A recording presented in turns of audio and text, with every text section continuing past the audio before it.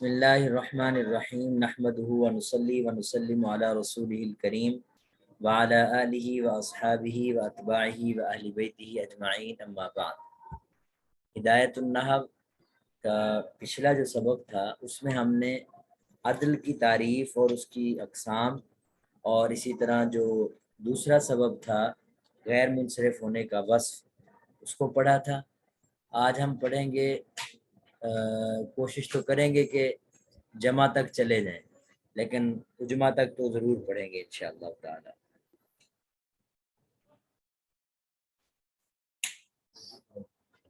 تیسرا سبب تانیث ہے، چوتھا سبب معرفہ ہے، پانچواں سبب اجمہ ہے۔ ان کے بارے میں انشاءاللہ ہم آج تفصیل سے پڑھیں گے۔ اور چھٹا سبب جمع ہے۔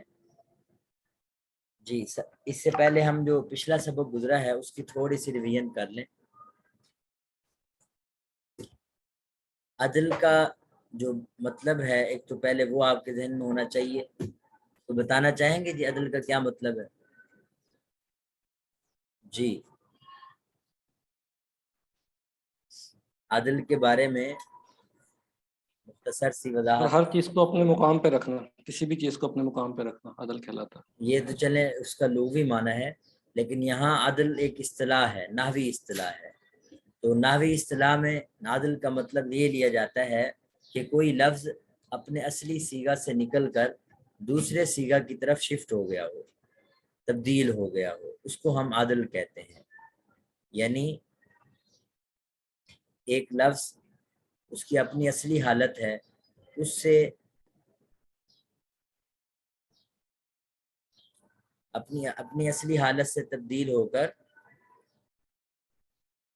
دوسری حالت میں چلا جائے۔ اب جو ہم صرفی قواعد پڑھتے ہیں وہ قواعد کی وجہ سے جو چلے جاتے ہیں وہ الفاظ یہاں مراد نہیں ہے، اسی وجہ سے ساتھ قید لگاتے ہیں بغیر کسی صرفی نحوی قاعدے کے۔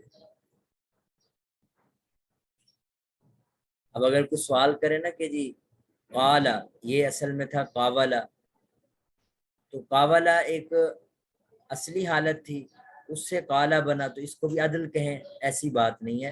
یہ تو ایک قاعدے کے مطابق تبدیلی ہو رہی ہے۔ تو ہم جو جس تبدیلی کی بات کر رہے ہیں وہ بغیر کسی صرفی نحوی قاعدے کے ایک لفظ اپنی اصلی حالت سے دوسری حالت میں چلا جائے، اس کو ہم کہتے ہیں عدل۔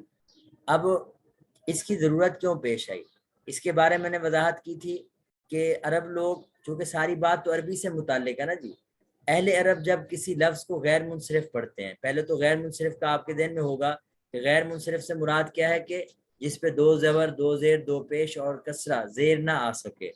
تو اہل عرب جب کسی لفظ کو غیر منصرف پڑھتے ہیں تو ہم نے اس میں یہ جو اہل فن ہیں نحو کے، نحات، اہل نحات کہہ لیں یا اہل فن کہہ لیں، اس میں انہوں نے غور و فکر کیا کہ اس لفظ کو انہوں نے غیر منصرف پڑھا تو اس میں کیا کیا وجوہات ہو سکتی ہیں۔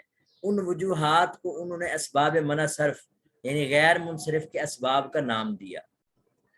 لیکن بعض الفاظ ایسے آئے کہ وہ اہل عرب تو اس لفظ کو غیر منصرف پڑھ رہے ہیں اور ہمیں اس میں صرف ایک سبب مل رہا ہے، اور یہ بھی انہوں نے دیکھا کہ جو بھی لفظ پڑھے جا رہے ہیں اور اہل عرب ان کو غیر منصرف پڑھ رہے ہیں وہ بنیادی طور پر دو سبب سے مل کر بنے ہیں۔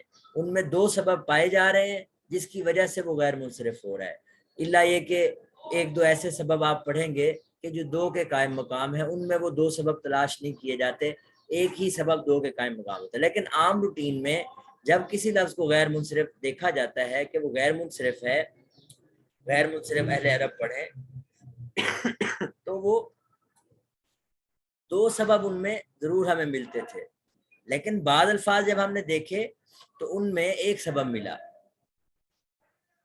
مثال کے طور پر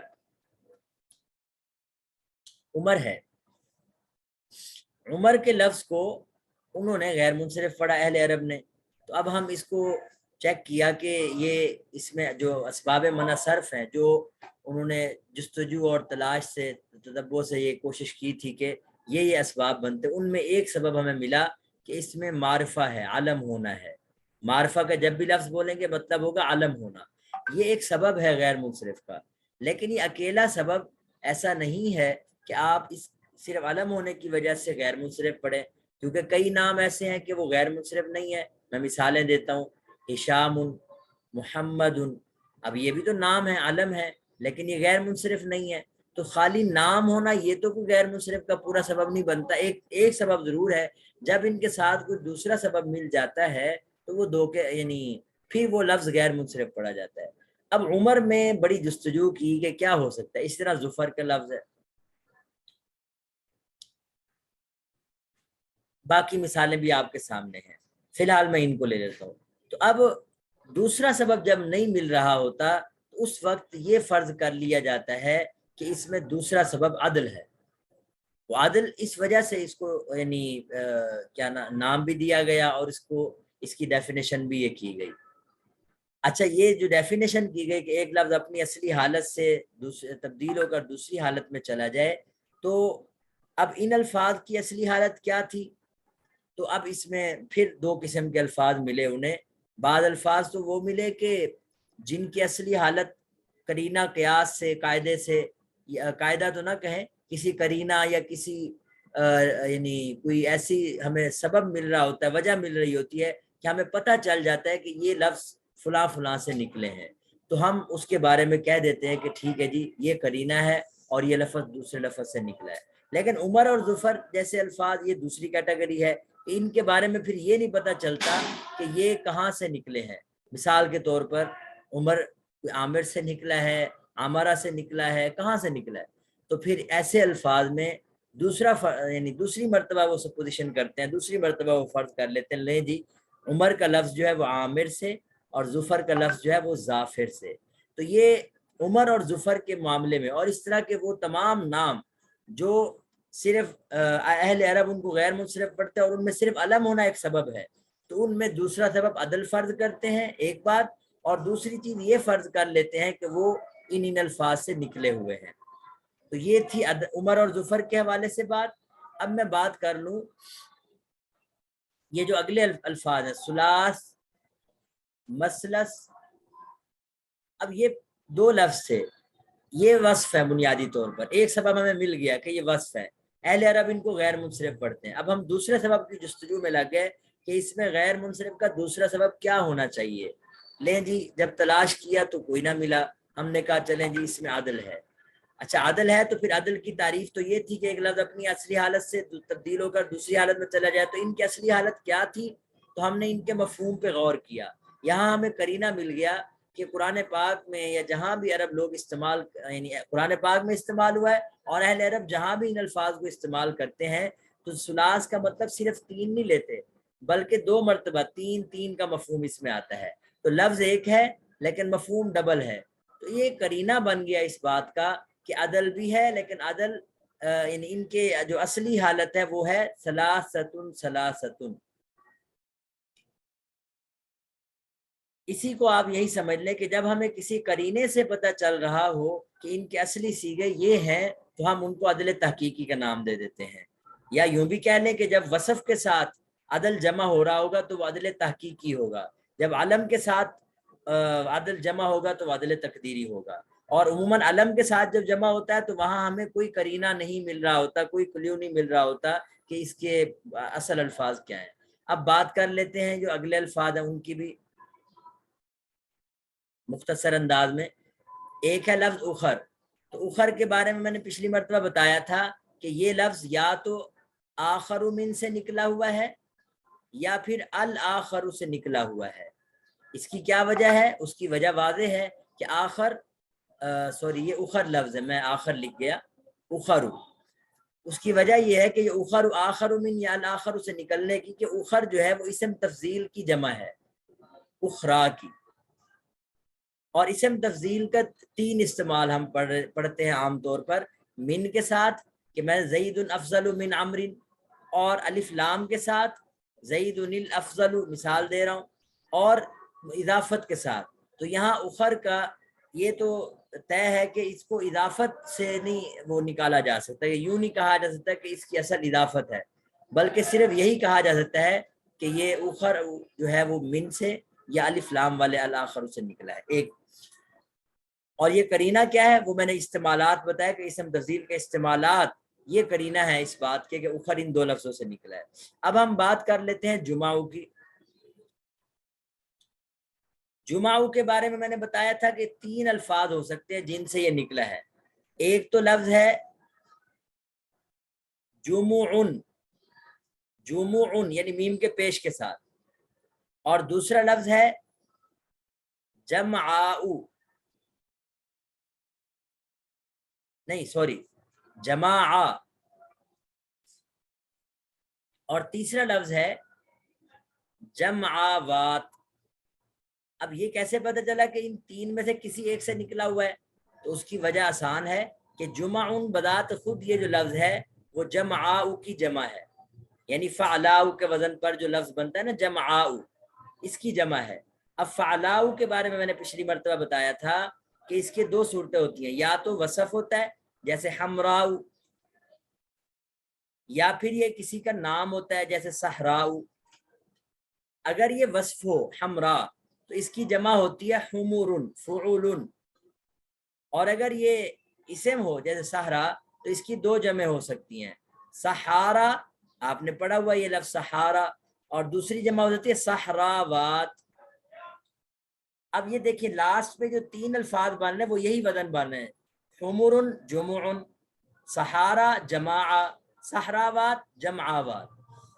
تو چونکہ جمعو جو ہے وہ جمعاؤ کی جمع ہے فعلاؤ کے وزن پر، اور فعلاؤ کی 3 طریقے سے جمع ہو سکتی ہے، اگر وصف ہوگا تو حمر فعل کا وزن، اور اگر اسم ہوگا تو پھر فعالہ اور فعلاوات کا وزن پر ہوگا۔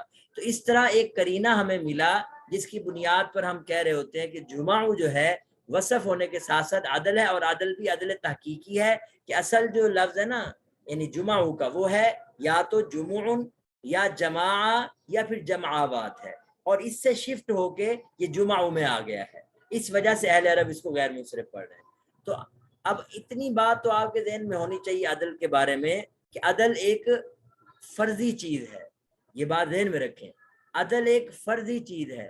اہل فن نے یعنی نحو کے لوگوں نے غیر منصرف پڑھنے کے جو اسباب ہوتے ہیں کہ اہل عرب تو ظاہر اپنی زبان بولیں گے، وہ اپنی زبان کو ظاہر ہے وہ یہ چیزیں تو نہیں ہوتی کہ قوانین ہوں اور یہ ساری چیزیں، اگرچہ قوانین ہوتے لیکن اہل زبان بغیر کسی اس کے دھیان میں لائے اس کا خیال کیے وہ بول رہے ہوتے ہیں، اور ان کو قواعد جو ہے وہ یاد نہیں رکھنے پڑتے۔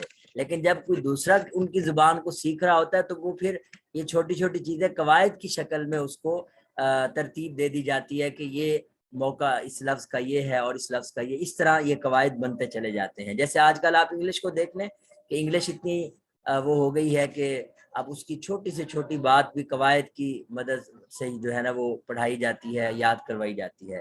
تو چونکہ عربی کا ایک بہت عروج کا دور گزرا ہے جیسے کہ انگلش کا ہے، اور میرے خیال میں اس سے کہیں زیادہ عروج کا دور عربی نے دیکھا ہے، تو اس وقت عربی کے حوالے سے یہ ساری چیزیں ڈسکس کی گئیں، اور ان میں ایک ایک لفظ پہ غور کیا گیا، وجوہات تلاش کی گئیں کہ اہل عرب اس کو ایسا کیوں کرتے ہیں۔ چلیں جی شواہدات دیکھیں، جو جاہلیت کے زمانے کی عربی ہے اس میں دیکھیں، قرآن میں دیکھیں، احادیث میں دیکھیں، صحابہ کی، یعنی مختلف جتنے بھی سورسز ہو سکتے تھے کسی زبان کو سمجھنے کے، تو اس میں انہوں نے تمام سورسز کو استعمال کرتے ہوئے ان قواعد کا یعنی وہاں سے ان قواعد کو اخذ کیا، انہوں نے نکالا۔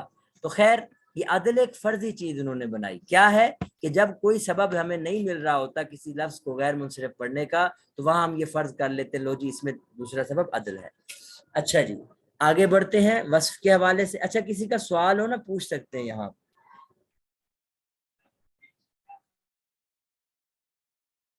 وصف میں یہ جو 4 الفاظ ہیں ان کے علاوہ بھی اور کوئی اس کی مثالیں ہیں یا صرف یہ 4 ہی ہیں؟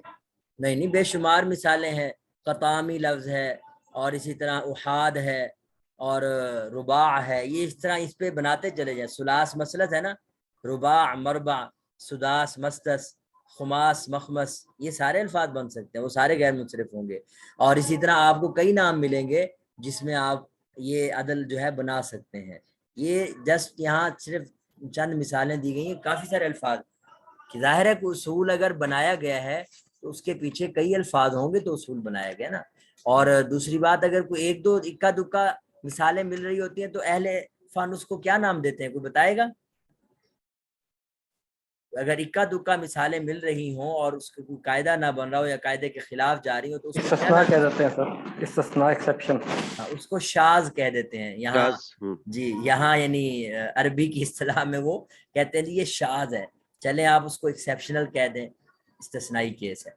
تو خیر چلیں میں آگے بڑھتا ہوں، اس کو میں ریز کر رہا ہوں. دوسری چیز جو پچھلے سبق میں ہم نے ڈسکس کی تھی وہ تھا وصف.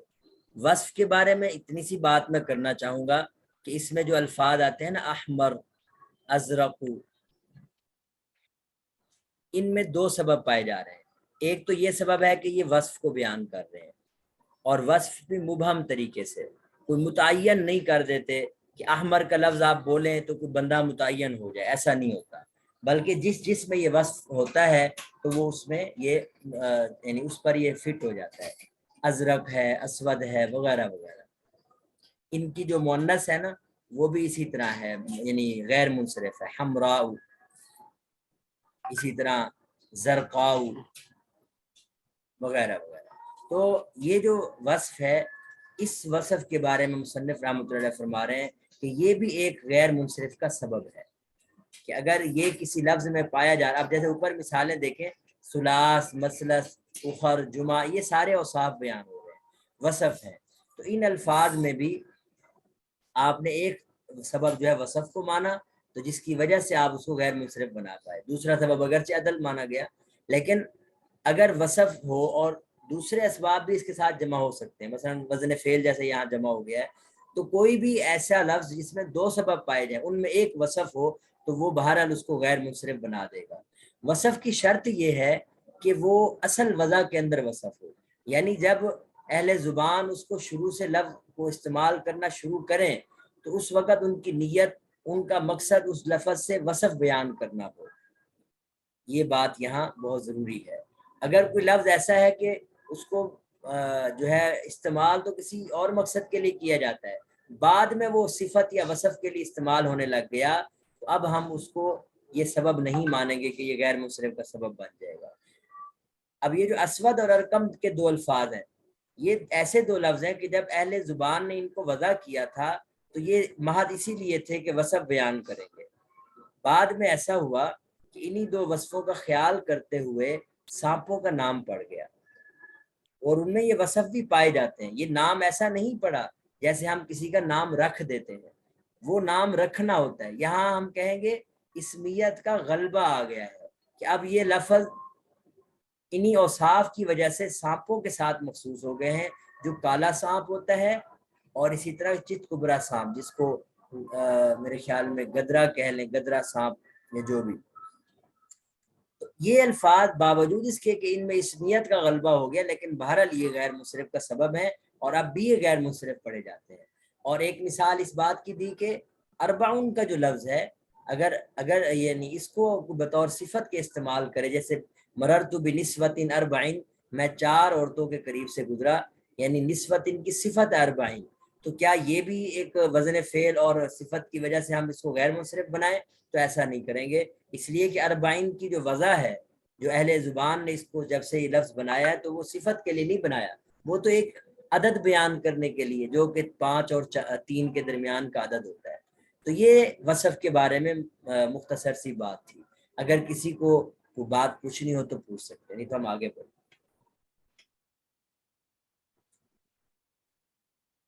جی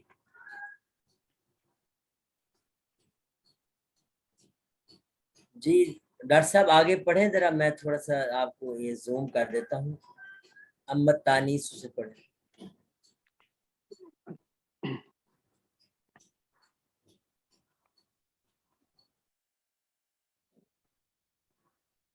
ہاں جی بسم اللہ. اما التانیث بالتاء فشرطه ان يكون عالما. ان یکون، یہ ان جو ہے نا یہ ان ناصبہ ہے. ان جی ان يكون عالما كطلحة کطلحۃ، وكذا. کطلحۃ، یہ طلحۃ کا لفظ جو ہے نا یہ غیر منصرف ہے. جی جی كطلحة وكذلك المعنوي، معنوی، معنوي كزينب. جی بالکل. ثم المعنوی ان کان ثلاث ثلاثیہ، ثلاثیہ جی ثلاثیہ، ثلاثین ساکنو یہ ثلاثین ساکن کے آگے الاوسط صفت ہی ہے، یعنی یہ دوسری خبر مان لے یا صفت مان لے تو یہ کیا بنے گا؟ ساکنہ جی ثلاثین ساکن الاوسط جی، غیر عجمی اب اسی ترتیب سے یہ لفظ ہے غیر اعجمی، کیا بنے گا؟ غیر عجمی، جی عجمیین بنے گا. اعجمیین، ہاں جی، اچھا یجوز صرفہ و ترکہ. جی بس کر دیں، بس کر دیں، آگے حالہ خان آپ پڑھیں، یہیں سے پڑھیں یجوز سے. يجوز صرفه وتركه جی لأجل الخفت لأجل الخفت خفتی، آسان سا لفظ ہے، اردو میں بھی استعمال ہوتا ہے، لأجل الخفتی. خفت ووجود السببين جی بالکل، كهند کہیں دن، جی وإلا يجب منعه منعوہ، یہ فاعل ہے، منعوہ جو ہے نا یہ فاعل ہے یجب. جی كزينب وسقر ہم، وماها وجورا. جی بالکل، وماہ وجورا. ہاں جی آگے پڑھیں، آگے بھی پڑھیں. والتانيث بالالف المكسورة جی كحبلى کحبلہ، كحبلى والممدودة كحمراء کحمراء،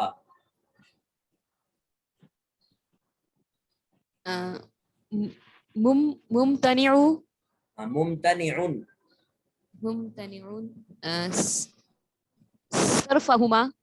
یہ ممتنع کا فاعل ہے، صرفہما. یہ لفظ کیا ہے؟ البتہ، البتہ. ٹھیک ہے.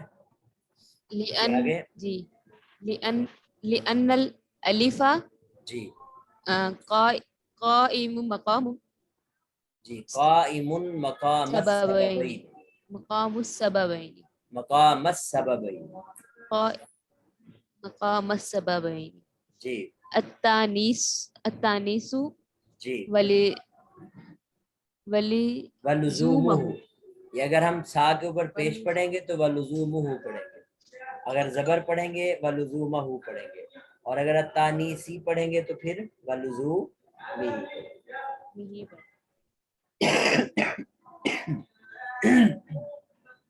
یہ سمجھ آ گئی ہے جی؟ اچھا یہ عبارت تھی. اب ہم ذرا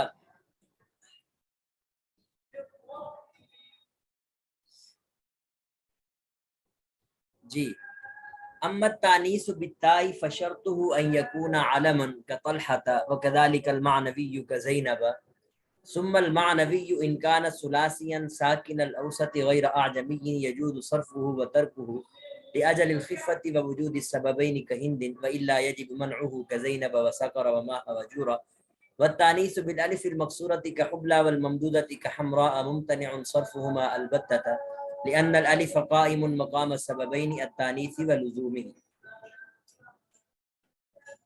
ہاں جی اس میں کیا بیان کیا گیا جی؟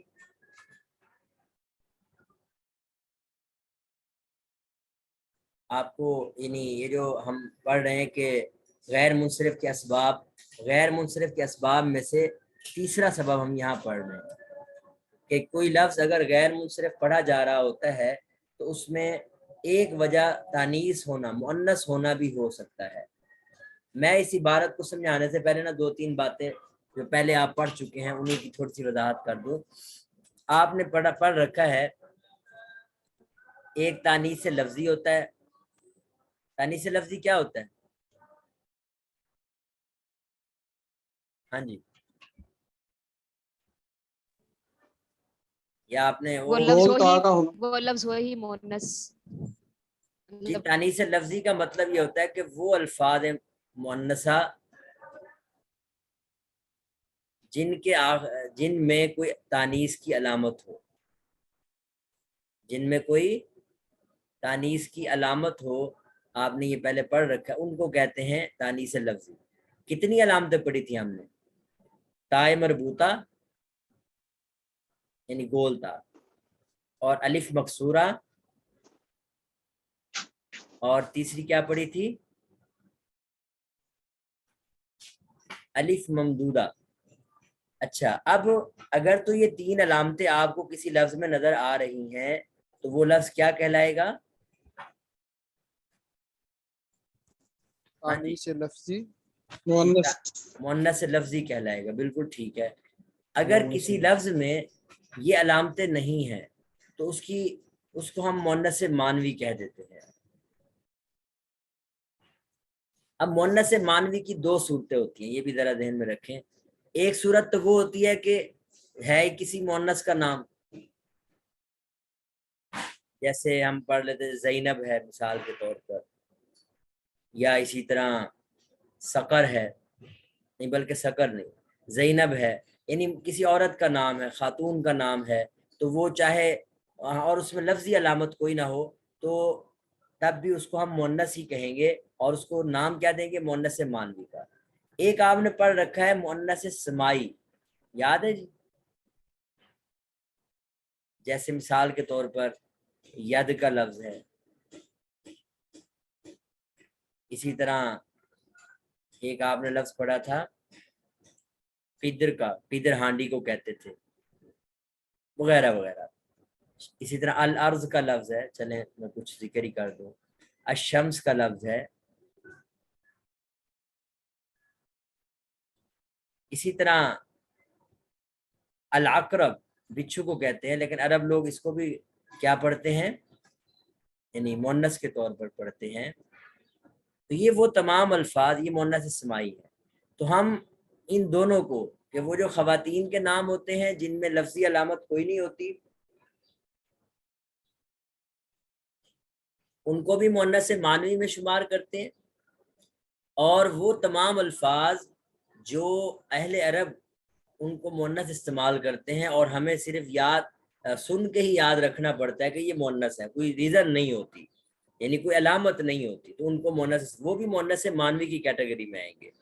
میری بات سمجھ آ گئی ہے سب کو؟ جی سر۔ یعنی میں نے اب تک یہ سمجھانے کی کوشش کی ہے، ایک تانیث لفظی ہوتی ہے، ایک تانیث مانوی ہوتی ہے۔ تانیث لفظی میں اب وہ مذکر الفاظ بھی آ جاتے ہیں جن میں کوئی یعنی تانیث کی علامت پائی ہے، جیسے طلحہ۔ اب طلحہ اگرچہ مذکر کا نام ہے، ہم جب عبارت میں دیکھیں گے تو ظاہر ہے اس پہ حکم فعل کے حساب سے، صفت کے حساب سے مذکر کا حکم ہی لگے گا، لیکن جب ہم اس پہ غیر منصرف اور منصرف کی اگر بات کریں گے سبب ہونے کی، تو ہم اس پہ تانیث لفظی کا کہیں گے کہ اس میں تانیث لفظی پائی جا رہی ہے۔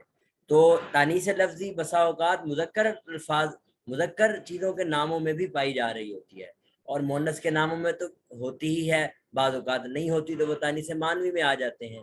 اور مؤنث سمائی جتنے الفاظ ہیں وہ بھی مؤنث مانوی کی کیٹیگری میں آئیں گے۔ اب آپ سمجھیں کہ کون سی تانیث جو ہے، میں ان ساروں کی ذرا نا تھوڑی تھوڑی وضاحت کر دوں۔ یہ الف مکسورہ اور الف ممدودہ، یہ وہ ایک سبب ہے کہ اگر کسی لفظ میں الف مکسورہ آخر میں ہو یا الف ممدودہ آخر میں ہو تو یہ ایک ہی سبب غیر منصرف ہونے کے لیے کافی ہے، کیونکہ اس موقع پہ ایک سبب دو کے قائم مقام ہوتا ہے۔ وجہ اس کی کیا ہے کہ الف مکسورہ جو ہے، ایک تو یہ مؤنث الفاظ ہوتے ہیں، اور دوسرا یہ مؤنث کو لازم ہوتے ہیں، مؤنث کے علاوہ کسی کے لیے نہیں ہوتے، یعنی تانیث ہے اور دوسرا تانیث کے ساتھ اس کا لزوم، اس کو گویا دو سببوں کے قائم مقام بنا دیا۔ ویسے تو یہ ایک ہی چیز ہے، تانیث اور تانیث کے ساتھ لزوم، یعنی تانیث اور لزوم تانیث۔ تو یہ جو دو چیزیں تھیں ہم نے ان کو گویا فرض کر لیا کہ یہ دو سببوں کے قائم مقام ہے، لفظ ایک ہے، علامت ایک ہے، لیکن ہم اس کو اس انداز سے یعنی یہ کہہ لیں کہ ایک توجیہ بیان کر دی کہ ایک سبب دو کے کیوں قائم مقام کر دیا، وگرنہ کوئی اس کا مقصد نہیں ہے کہ اگر یہ آپ کو نہ بھی سمجھ آئے تو کوئی حرج نہیں، اتنا بس ذہن میں رکھیں کہ جب الف مقصورہ کسی لفظ کے آخر میں ہو یا الف ممدودہ کسی لفظ کے آخر میں ہو تو وہ غیر منصرف کہلاتے ہیں۔ اب بات کرتے ہیں تانیث لفظی کی۔ تانیث لفظی میں دو علامتیں تو ختم ہو گئیں، تانیث لفظی بالتا کی بات کرتے ہیں۔ تو سب سے پہلے مصنف رحمۃ اللہ علیہ نے اسی کو چھیڑا ہے، اتمت تانیث بالتاء، یہ الف مقصورہ اور الف ممدودہ کی بات تو اس میں کر دی نا اینڈ پہ جا کے 2 لائنوں میں، لیکن جو تانیث لفظی بالتاء ہے اس کے بارے میں فرمایا فشرطہ ان یکون علما، تانیث لفظی بالتاء کے لیے کنڈیشن یہ ہے غیر منصرف بننے کی، غیر منصرف کا سبب بننے کی شرط یہ ہے کہ وہ کسی کا نام ہونا چاہیے۔ اگر وہ کسی کا نام نہیں ہے تو پھر ہم کہیں گے کہ یہ یعنی باوجود اس کے کہ تانیث ہے تو پھر ہم اس کو کیا نام ہے غیر منصرف ڈکلیئر نہیں کریں گے۔ جیسے آپ دیکھیں ضاربتن ہے، اب ضاربتن کے لفظ تو آپ پڑھ چکے ہیں جی، اب ضاربہ کو کہیں گے آپ پہ یہ غیر منصرف ہے؟ ہاں جی، کیونکہ یہ کسی کا نام نہیں ہے، لیکن اسی وزن پر آمینہ کا لفظ ہے، فاطمہ کا لفظ ہے۔ اب یہ آمینہ اور فاطمہ یہ بھی ضاربتن کے وزن پر ہے، لیکن ان کو آپ غیر منصرف کہیں گے کیونکہ یہ نام ہے۔ تو تانیث لفظی بالتاء کی شرط یہ ہے غیر منصرف کا سبب بننے کی کہ وہ علم ہو، جیسے طلحہ۔ اب طلحہ جو ہے یہ اگرچہ مذکر کا نام ہے لیکن بہرحال لفظی ہے، لفظی علامت پائی جا رہی ہے، اور دوسرا ہے بھی علم، تو اس کو بھی غیر منصرف پڑھتے ہیں۔ وَكَذَلِكَ الْمَعْنَوِيُّ، میں اس کو ریز کر دیتا ہوں، اس کے بعد کچھ باتیں کرتا ہوں۔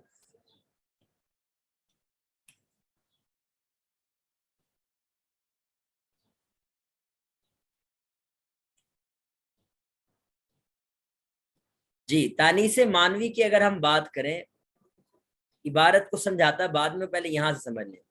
اس کے لیے پہلی شرط تو علم ہونا ہی ہے،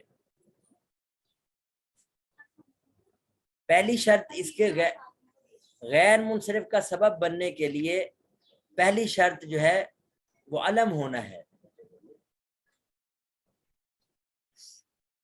لیکن علم ہونے کی وجہ سے، محض علم ہونے کی وجہ سے آپ کہیں کہ یہ غیر منصرف پڑھنا ضروری ہے؟ نہیں، اس کے لیے دوسری شرط اور بھی ہے، وہ یہ کہ اگر علم ہونے کے ساتھ ساتھ وہ 3 حروف سے زائد ہو،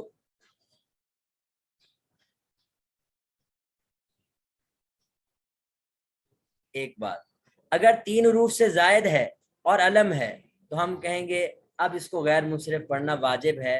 اس کی مثال میں یہیں سے دے دوں، جیسے زینب کا لفظ ہے، زینب میں ایک تو یہ تانیث مانوی ہے، لفظی علامت کوئی نہیں، علم موجود ہے، نام ہے کسی کا، 3 حروف سے زائد ہے، تو ہم کیا کہیں گے جی کہ اس میں پوری شرط پائی گئی، تانیث مانوی میں 2 شرطیں تھی، پوری ہو گئیں، لہذا یہ غیر منصرف پڑھنا ضروری ہے۔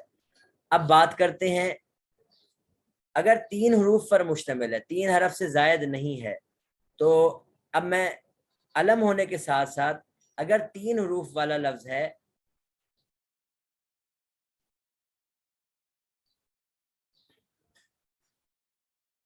تو پھر شرط یہ ہے کہ درمیان والا حرف ساکن ہو۔ تو پھر یعنی وہ 3 حرف سے زائد والی شرط تو اب ختم ہو گئی، اگر 3 حروف والا لفظ ہے تو پھر علم ہونے کے ساتھ ساتھ کیا شرط ہوگی؟ بولیں جی، درمیان والا حرف ساکن ہو۔ آسان باتیں ہیں، آپ کنفیوز بالکل نہ ہونا۔ درمیان والا حرف ساکن ہو، متحرک ہو، یعنی حرکت والا ہو۔ اس کی مثال بھی یہیں دے دیتا ہوں، یہ سارا دوسری شرط کا یعنی کہ حصہ ہے جی۔ اس کی مثال کیا ہوگی؟ سقر، قرآن پاک میں استعمال ہوا یہ لفظ، اور جہنم کا نام ہے، اور اس کو غیر منصرف پڑھا گیا ہے۔ ایک بات تو یہ ذہن میں رکھے، اس میں لفظی علامت کوئی نہیں، جب لفظی علامت کوئی نہیں تو یہ کیا بنا؟ مؤنث مانوی، اور مؤنث مانوی ہونے کے ساتھ ساتھ علم بھی ہے، علم والی کنڈیشن بھی اس میں پائی گئی، اور دوسری شرط یہ کہ 3 حرف پر تو مشتمل ہے لیکن درمیان والا حرف متحرک ہے، لہذا ہم اس کو کیا کہیں گے؟ یہ کیا ہے؟ غیر منصرف پڑھنا ضروری ہے۔ اچھا، اگر ایسا ہو کہ 3 حرف سے زائد بھی نہیں اور درمیان والا حرف متحرک بھی نہیں، یہ علم ہونے کے ساتھ ساتھ شرائط ہے. اگر درمیان والا حرف متحرک نہیں ہے بلکہ ساکن ہے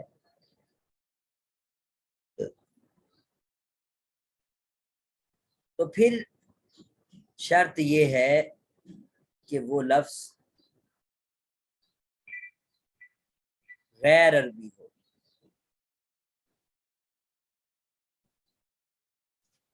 وہ لفظ کیا ہونا چاہیے جی؟ غیر عربی. تب ہم اس کو پھر وہی کیٹیگری یعنی وہی کہیں گے کہ مؤنث سے مانوی ہونا. اب یہ دیکھیں ماہ اور جور یہ دو فارسی کے الفاظ ہیں. ماہ جور کیا ہے جی؟ فارسی کے دو الفاظ ہیں. ہاں جی. اب ان میں ایک تو یہ ہے کہ یہ مؤنث پڑھے جاتے ہیں. اب کوئی علامت بھی موجود نہیں, مؤنث سے مانوی ہو گئے. علم ہے. علم کس کے ہیں جی؟ دو بستیوں کے نام ہیں. کس کے نام ہے جی؟ دو بستیوں کے. تو علم ہونا پایا گیا اور درمیان والا حرف الف ہے, واو ہے, ساکن ہے. تو ہم نے دیکھا کہ واو یعنی درمیان والا حرف اگر ساکن ہو تو ان کا غیر عربی ہونا ضروری ہے. اب آپ سوچیں گے کہ یہ کیا ماجرا کیا ہے, یہ ایسا کیوں شرائط لگائی جا رہے ہیں. میں نے اگر آپ کو یاد ہو تو ایک بات شروع میں کی تھی کہ غیر منصرف کی جب ہم بات کر رہے ہوتے ہیں نا کہ کوئی لفظ غیر منصرف ہے یا اہل عرب, اصل میں ہر زبان میں یہ ہوتا ہے کہ جب بعض الفاظ میں کوئی مشکل آتی ہے ادائیگی میں تو اہل زبان اس میں تخفیف کر لیا کرتے ہیں. اسی طرح عربی کا معاملہ ہے کہ عربی زبان میں بھی جن الفاظ میں ثقل ہے, ان کی ادائیگی مشکل ہے, تو ان کو آسان کر دیا جاتا ہے. یہ غیر منصرف کی اوورال تھیوری ہے اور سب سے بڑی ریزن یہی ہے کہ وہ الفاظ جو غیر منصرف کہلاتے ہیں بنیادی طور پر ان میں ثقل ہوتا ہے, مشکل ہوتی ہے پڑھنے میں, تو اہل عرب ان میں خفت آسانی لانے کے لیے ان کو غیر منصرف پڑھ دیتے ہیں. یعنی کہ دو زبر دو زیر دو پیش بھی نہیں پڑھتے اور زیر وغیرہ بھی نہیں پڑھتے کیونکہ زیر جو ہے وہ بھاری حرکت ہے. تو یہ ساری اب دیکھیں یہ جو شرط لگائی ہیں 3 حرف سے زائد ہو وہ بھی ذرا ثقیل ہو جاتا ہے, اور اگر 3 حرف والا لفظ ہو اور درمیان والا حرف ساکن ہو تو ثقل پھر نہیں رہتا. اس وجہ سے شرط لگی درمیان والا حرف متحرک ہو. پھر تیسری بات کہ چلیں جی درمیان والا حرف ساکن ہے تو پھر ثقل ہونے کے لیے یہ ضروری قرار دیا کہ چلیں جی غیر عربی لفظ ہو. تو غیر عربی لفظ یا کسی بھی زبان والا دوسری زبان کا لفظ اس کے لیے وہ مشکل ہی ہوتا ہے. تو یہ تمام وجوہات کا خلاصہ کلام یہ ہے کہ وہ کیا ہونے چاہیے, ان میں ثقل ہونا چاہیے جس کی وجہ سے ان کو ہم غیر منصرف پڑھیں گے. تو یہ تو تھی تانیث مانوی کا خلاصہ. اب ہم ذرا انہی شرائط پہ تھوڑی سی بات کریں مزید کہ اگر کوئی لفظ ایسا ہے کہ 3 حروف پر مشتمل ہے, درمیان والا حرف ساکن ہے اور وہ لفظ بھی عربی کا ہے. میں دوبارہ دہرا دوں, کوئی شرط نہیں پائی جا رہی. علم تو ہے لیکن یہ دوسری شرط پائی ہی نہیں جا رہی. 3 حرف سے زائد بھی نہیں اور پھر 3 حرف پر مشتمل ہونے کے ساتھ ساتھ درمیان والا حرف متحرک بھی نہیں, ساکن ہے. اور جب درمیان والا حرف ساکن ہے تو پھر وہ لفظ غیر عربی بھی نہیں بلکہ عربی کا ہے. تو ایسے لفظ کا کیا حکم ہے جی؟ ایسے لفظ کا کیا حکم ہے؟ جیسے ہندن کا لفظ ہے. اب ہندن جی جی جی بولیں. منصرف ہوگا وہ. ہاں, ہندن کا لفظ جو ہے آپ کے سامنے ہے, اس میں کوئی لفظی علامت ہے مؤنث ہونے کی؟ ہاں جی نہیں. تو یہ کیا ہوا؟ علم کے علاوہ ایک تو یہ ہے کہ تانیث مانوی ہے اور دوسری چیز کیا ہے کہ یہ علم بھی ہے. تو علم ہونا بھی پایا گیا. اب ہماری یعنی تانیث مانوی ہونے میں علم ہونا پایا گیا. جو دوسری شرط تھی تانیث مانوی کی کہ 3 حروف سے زائد ہو وہ بھی نہیں پائی جا رہی. چلیں جی 3 حروف پر مشتمل ہے تو درمیان والا متحرک ہو وہ بھی نہیں پائی جا رہی. چلیں اگر درمیان والا ساکن ہے تو پھر لفظ غیر عربی ہونا چاہیے وہ بھی نہیں پائی جا رہی. تو یہ عدم شرط ہے, یعنی کوئی شرط بھی نہیں پائی جا رہی. تو ایسے لفظ کے بارے میں مصنف رحمۃ اللہ علیہ فرما رہے ہیں یہ یجوز صرفہ و ترکہ. صرفہ کا مطلب ہے منصرف پڑھنا, ایسے لفظ کو منصرف پڑھنا بھی جائز ہے. و ترکہ ہو ضمیر صرف کی طرف لوٹ رہی ہے, اور اس کو منصرف پڑھنے کو چھوڑ دینا یعنی غیر منصرف پڑھنا یہ بھی جائز ہے.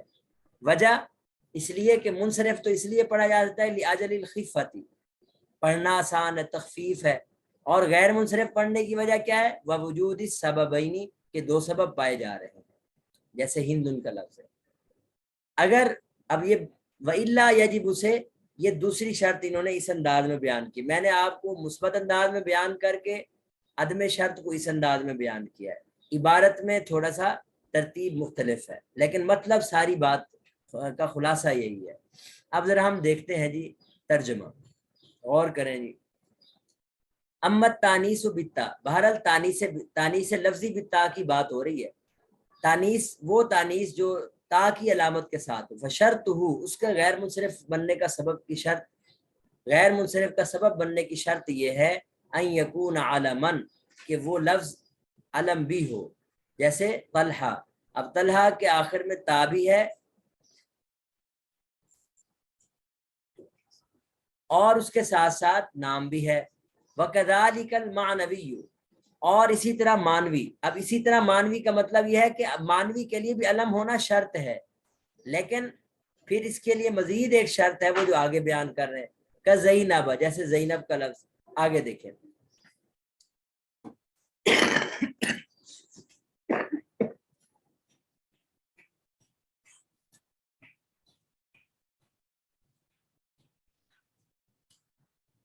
جی، ثم المعنوی، پھر تانیث معنوی اگر 3 حرف پر مشتمل ہو، ساکن الاوسطی، درمیان والا حرف ساکن ہو، غیر اعجمی، یعنی غیر اجمی ہو، تو کیا مطلب؟ عربی ہو۔ غیر اعجمی کا کیا مطلب ترجمہ کریں گے؟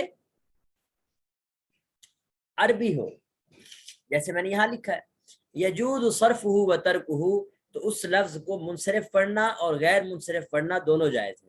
منصرف پڑھنا کیوں جائز ہے؟ لأجل الخفتی، آسانی کی وجہ سے، سہولت کی وجہ سے، اور غیر منصرف پڑھنے کی وجہ ووجود السببین، اور دو سببوں کے پائے جانے کی وجہ سے، جیسے ہند ان کا لفظ ہے، ہند ان کا۔ وَإِلَّا، اب الا کا مطلب یہی ہے کہ یا تو 3 حروف سے زائد ہو، میں دوبارہ دہرا دوں، الا کا کیا مطلب ہے؟ یا تو 3 حروف سے زائد ہو جیسے زینب، یا پھر 3 حروف پر مشتمل ہے تو درمیان والا حرف متحرک ہو جیسے سکر، یا پھر اگر 3 حرف پر مشتمل ہے، درمیان والا حرف ساکن ہے، تو پھر وہ لفظ غیر عربی ہو یعنی اجمی ہو۔ تو الا کے اندر یہ ساری چیزیں آ گئی ہیں۔ یجب منعہ، تو ایسے لفظ کو غیر منصرف پڑھنا واجب ہے۔ منعہ کا مطلب غیر منصرف پڑھنا۔ کا زینب، اب یہ زینب مثال ہے علم ہونے کے ساتھ ساتھ کس چیز کی بھائی؟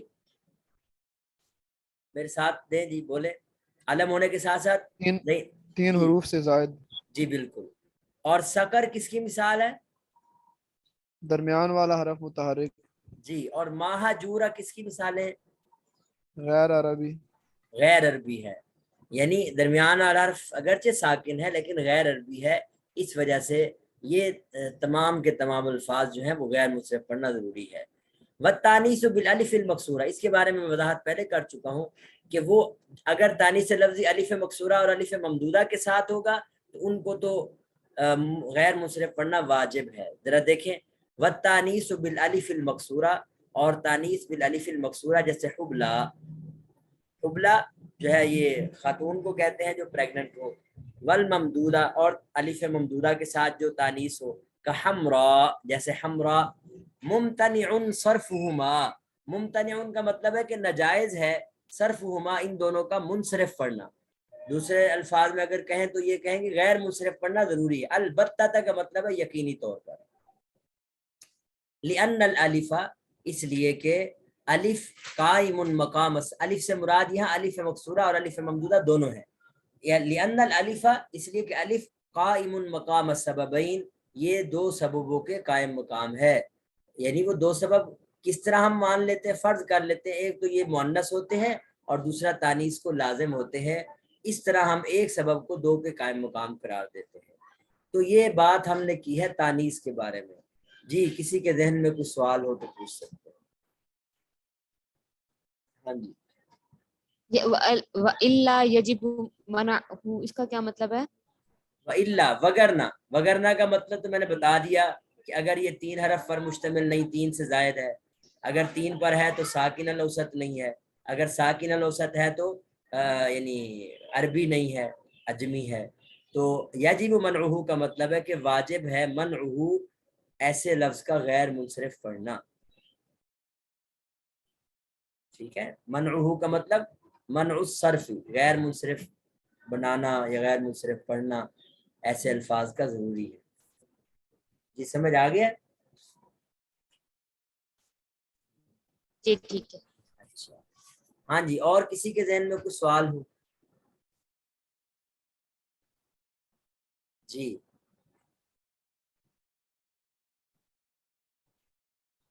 آگے بڑھیں.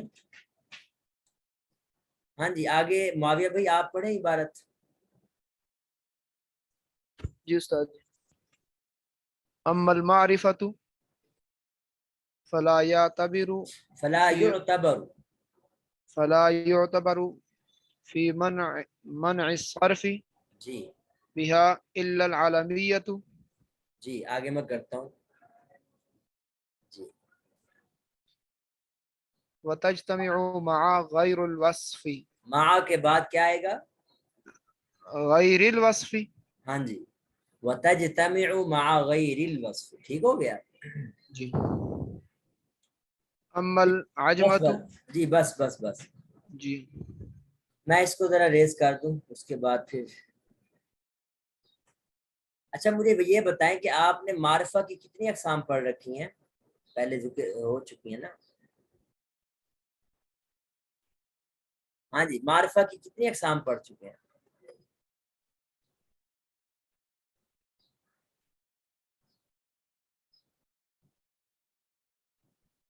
معرفہ کی ہم کتنی اقسام پڑھ چکے ہیں جی؟ 7. کتنی قسمیں ہیں؟ اگر نہیں پڑھی تو کوئی بات نہیں, ویسے میرے حساب سے یہ ہے کہ ہم ان کا تذکرہ اکثر جگہوں پہ کر چکے ہیں, وہ میں آپ کو بھی بتاؤں گا نا تو آپ کو سمجھ آ جائیں گی. ایک تو ہم نے یعنی معرفہ کی سب سے بنیادی قسم ہوتی ہے علم ہونا. اگر کسی کا کوئی نام ہے تو وہ معرفہ ہی ہوگا. معرفہ کا مطلب کیا ہوتا ہے؟ خاص شخص, خاص چیز, خاص جگہ وغیرہ. تو یہ یعنی جو متعین چیز ہوتی ہے, متعین ذات. دوسرا اسماء اشارہ ہم نے پڑھ رکھے ہیں, یہ سارے کے سارے معرفہ ہوتے ہیں. ظاہر ہے اشارہ کرتے ہی تب ہے جب آپ کے سامنے چیز متعین ہوتی ہے. اور تیسرا اسماء موصولہ.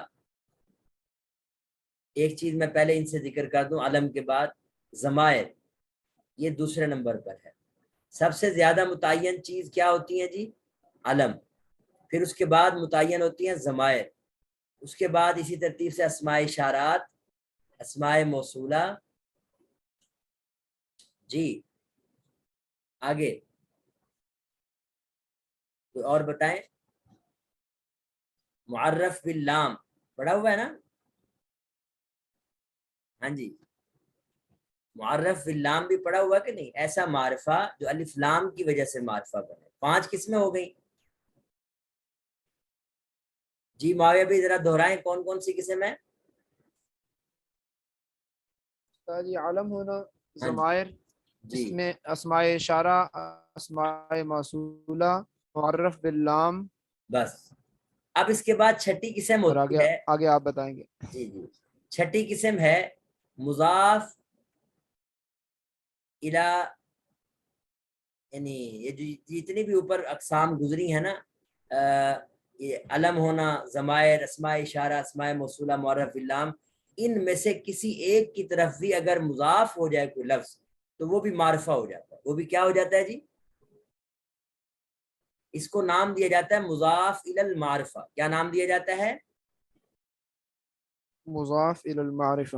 مثال کے طور پر آپ کہتے ہیں جی کتاب زید. اب زید تو معرفہ علم ہونے کی وجہ سے تو کتاب بھی کیا ہو گئی؟ معرفہ. غلام زید بھی مثال اسی میں آ جاتی ہے. کتاب ہو, اب ہو ضمیر تو متعین ہے, جس کی بھی بات ہو رہی ہوگی یہ بھی معرفہ ہو گیا. کتاب ھذا مثال کے طور پر یہ بھی معرفہ ہو گیا. کتاب الذی جب یہ پوری بات کریں گے تو یہ بھی معرفہ. اسی طرح کتاب الرجل, اب ویسے تو رجل نکرہ ہے لیکن جب الف لام کے ساتھ ہوگا تو یہ معرفہ ہے, کتاب الرجل. تو میں مثال یہ دے رہا ہوں کہ مضاف الی المعرفہ یہ بنیادی, یہ بھی ایک قسم ہے معرفہ کی. اور آخری قسم ہے منادا. बहरफ निदा, यानी हरफ निदा के साथ आप जब मुनादा पुकारते हैं, यानी या ज़ैदु या रजुलु, बल्कि वो तो मारफा ही है ना नाम, आप या रजुलु भी कह देते हैं, तो या रजुलु तभी कहेंगे जब वो बंदा मुतय्यन है, तभी तो आप कहेंगे ओ बंदे इधर देखो या इधर आओ, मिसाल के तौर पर, तो ये भी मुतय्यन हो जाता है, ये भी मारिफा है। ये मारिफा की 7 अक़साम आपके सामने आ गई। अब आप बात समझें कि मारिफा में इन 7 अक़साम में से कौन सी चीज़ गैर मुनसरिफ का सबब बनने की सलाहियत रखती है। तो मुसन्निफ रहमतुल्लाह अलैह फरमाते हैं कि गैर मुनसरिफ का सबब सिर्फ और सिर्फ क्या बन सकती है जी, मारिफा की अक़साम में से आलम होना। बस मारिफा की बकिया अक़साम वो गैर मुनसरिफ का सबब नहीं बन सकती, सिर्फ अलम होना ही गैर मुनसरिफ का सबब बन सकता है। ठीक हो गया जी। यानी अगर कोई लफ्ज़ आलम है, किसी का नाम है, तो आप उसको कह सकते हैं कि ये क्या नाम है, गैर मुनसरिफ है, एक सबब गैर मुनसरिफ का अलम होना है। बाकी जो है वो, अब आप कहेंगे बाकी अक़साम का तज़किरा क्यों नहीं किया, इसलिए कि आप ज़रा गौर करें, ज़मायर क्या होती हैं, मोरब हो। अच्छा ये बताएं कि मुनसरिफ और गैर मुनसरिफ किसकी किस्म है, मोरब की। मुनसरिफ और गैर मुनसरिफ किसकी किस्म है जी, बोले। हाँ जी, मोरब की किस्म है। तो आप ये जितनी भी अक़साम है, मसलन ज़मायर, तो ये ज़मायर मबनी होती हैं, अस्माए इशारा मबनी है, अस्माए मौसूला मबनी है, और मुअर्रफ बिल लाम जो होता है ना, ये भी किसी हद तक गैर मुनसरिफ को मुनसरिफ बना देता है। आपने पढ़ रखा है कि अगर कोई गैर मुनसरिफ लफ्ज़ पर अलिफ लाम दाखिल कर दिया जाए तो उसके नीचे ज़ेर आ सकती है, जैसे अल मसाकीन की मिसाल हमने पढ़ी थी। और मुज़ाफ के बारे में भी यही उसूल आपने पढ़ रखा है कि मुज़ाफ भी बसाओ, यानी जब आप किसी लफ्ज़ को गैर मुनसरिफ लफ्ज़ को मुज़ाफ बना देते हैं तो वो भी मुनसरिफ बन जाता है, और मुनादा भी मबनी होता है। ये जो या रजुलु की मिसाल दी गई है, ये मुनादा अगर मुफरद हो तो ये मबनी हो जाता है। इसलिए मुसन्निफ रहमतुल्लाह अलैह ने क्या नाम है, बकिया अक़साम को जिक्र नहीं किया। बात क्लियर हो गई, सिर्फ अलम होना ही जो है वो गैर मुनसरिफ का सबब बनाया है।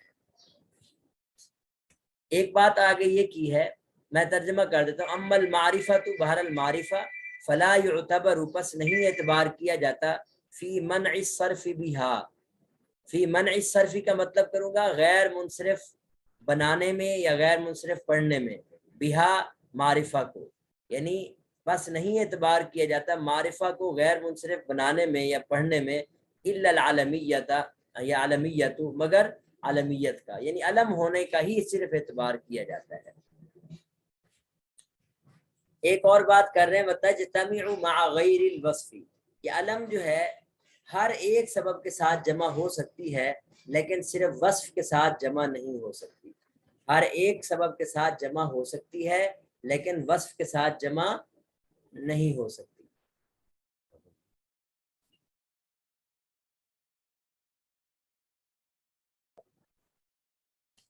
हाँ जी, आगे डॉक्टर साहब आप पढ़ें अम्मल उजमा से। अब डॉक्टर साहब आपने पढ़ लिया पहले कि नहीं पढ़ा? आपने पढ़ लिया, इकबाल अनवर साहब पढ़ लिया पहले डॉक्टर साहब? जी पढ़ा था थोड़ा सा। चले इकबाल अनवर साहब तशरीफ ले आए।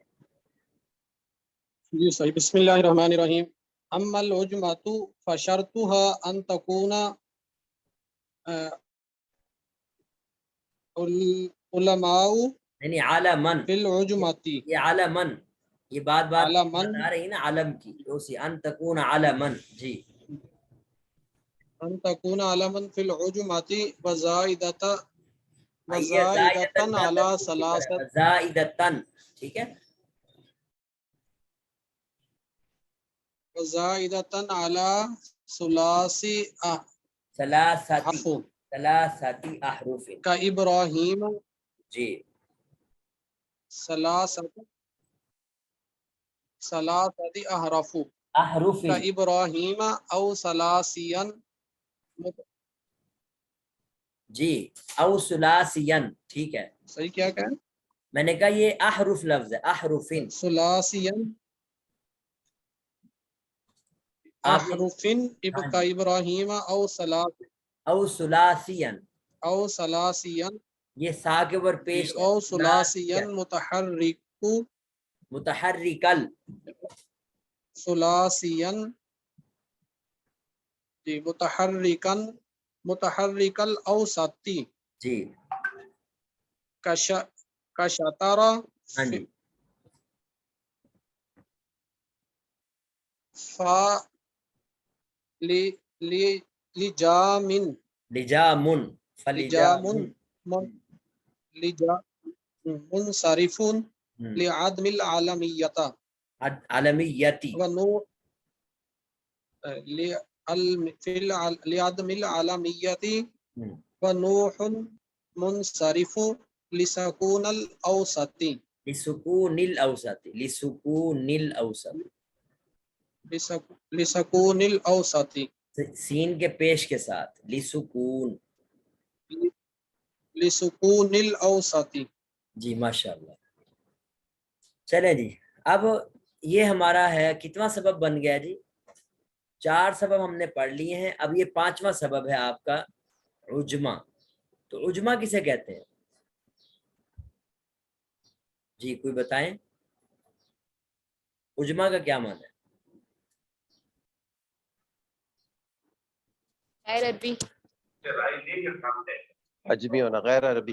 ہاں جی، عجمہ کا مطلب ہے غیر عربی لفظ، اور ایک لفظ بولا جاتا ہے اجمی۔ یہ اجمی صفت ہے نا، جو وہ آدمی جو عربی نہ ہو، اس کا معنی ویسے ہوتا ہے گنگا ہونا۔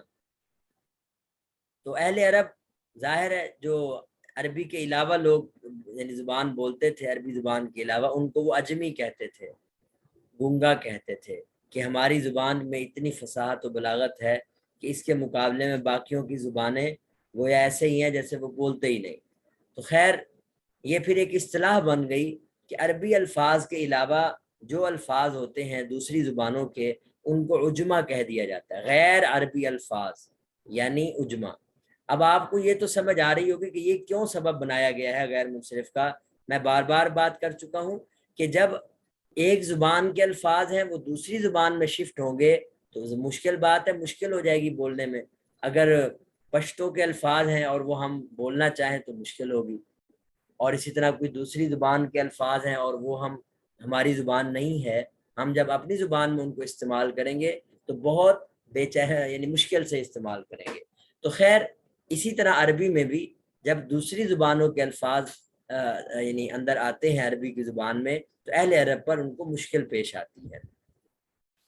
تو اس وجہ سے اس کو غیر منصرف کا ایک بنیادی سبب بنایا کہ یہ بھی ایک سبب ہے، اگر یہ سبب پایا جائے گا تو اس کے ساتھ کوئی دوسرا سبب مل کے ہم اس لفظ کو غیر منصرف پڑھ دیں گے۔ لیں جی، اس سبب کی شرط کیا ہے؟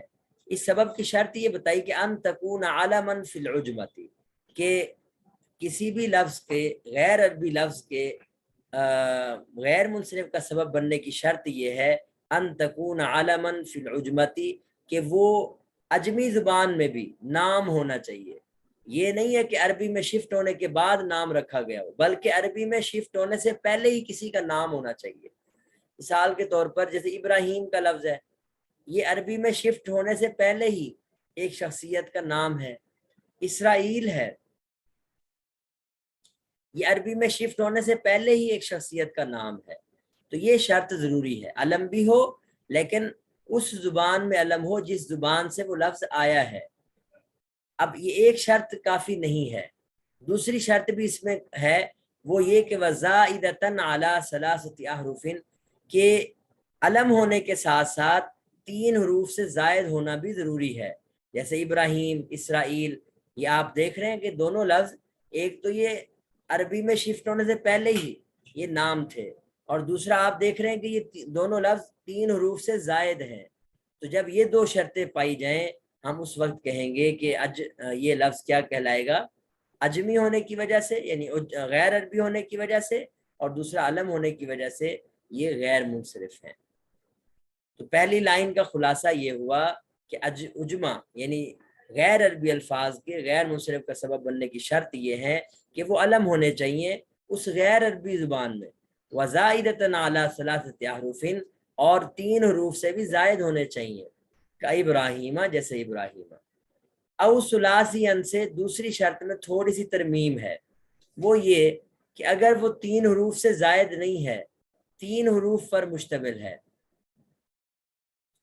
تو پھر وہی بات کہ اس میں تھوڑا سا سکل ہم چاہتے ہیں کہ ہو، تو اس سکل کی شرط لگا دی کہ پھر درمیان والا حرف متحرک ہونا چاہیے، تب علم اور یعنی عجمہ میں علم ہونا اور پھر 3 حروف پر مشتمل ہو کے درمیان والا حرف ساکن متحرک ہونے کی وجہ سے بھی اس لفظ کو غیر منصرف پڑھیں گے۔ جیسے شطر ہے، شطر قلعے کا نام ہے، یہ ایران یعنی فارسی میں یعنی فارسی یا ایران میں کوئی قلعہ ہے اس کا نام ہے۔ اب اس میں دیکھیں شطر کا لفظ جو ہے، ایک تو یہ عجمہ ہے، غیر عربی لفظ ہے، دوسرا یہ کہ نام بھی ہے، نام بھی چلے پایا گیا، اور 3 حروف سے زائد نہیں ہے، 3 حروف پر مشتمل ہے، تو پھر کنڈیشن یہ ہے کہ درمیان والا حرف متحرک ہو تو وہ متحرک ہے، لہذا ہم اس کو کہیں گے کہ دونوں شرائط پائی گئیں اور ہم اس کو غیر منصرف کا نام دیں گے۔ اب یہ جو 2 شرطیں تھی نا، انہی پہ تفریق قائم کرتے ہوئے فالی جام ان سے مصنف رحمۃ اللہ علیہ کہہ رہے ہیں کہ یہ جو لجام کا لفظ ہے، پہلی بات تو یہ ہے کہ یہ غیر عربی زبان میں کسی کا نام نہیں، یہ کامن ناؤن ہے، لجام لگام کو کہتے ہیں، تو یہ لفظ غیر منصرف نہیں بنے گا، کیونکہ لعدم العالمیتی فی العجمیتی، یہ چھوٹا سا لفظ فی العجمیتی حاشیے میں یا بریکٹ میں یا قوسین میں لکھا ہوا ہے، یعنی کہ یہ عجمی زبان میں علم نہیں تھا، اس لیے آپ اس کو یہ نہیں کہہ سکیں گے کہ یہ غیر منصرف ہے، اگرچہ اب یہ عربی زبان میں شفٹ ہو گیا ہے۔ وَنُوحٌ مُنصَرِفٌ لِسُکُونِ الْأَوْسَطِ، اور یہ جو نوح حضرت نوح علیہ السلام کا نام ہے یہ بھی منصرف ہے، وجہ ہے تو یہ عجمی لفظ، نام بھی ہے لیکن 3 حروف سے زائد نہیں ہے اور 3 حروف پر مشتمل ہے، تو پھر درمیان والا حرف متحرک نہیں ہے بلکہ ساکن ہے، اس لیے ہم اس کو منصرف پڑھیں گے۔ تو یہ تھا عجمہ کا خلاصہ اور ہمارے سبق کا خلاصہ۔ جی کوئی سوال ہو تو پوچھ سکتے ہیں۔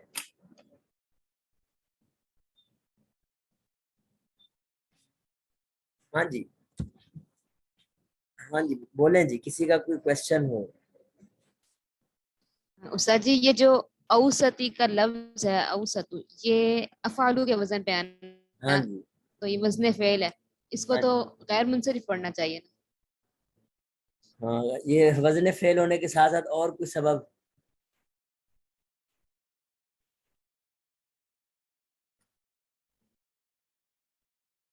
الف لام بھی تو آ رہا ہے اس کو۔ الف لام تو کوئی سبب نہیں ہے۔ اچھا ہاں نہیں، ہاں یہ آپ کہہ سکتے ہو کہ وصف ہونا ایک سبب ہے، اوسط درمیانی چیز کو کہتے چلے، وصف تو ہو گیا نا، لیکن آپ نے یہ بھی تو پڑھ رکھا ہے کہ اگر یہ الف لام نہ ہوتا نا پھر یہ میرے خیال میں غیر منصرف بن جاتا کسی حد تک، ٹھیک ہے، اور الف لام نے اس کو منصرف کر دیا۔ ہاں جی، یعنی یہ اس وجہ سے زیر آ گئی ہے۔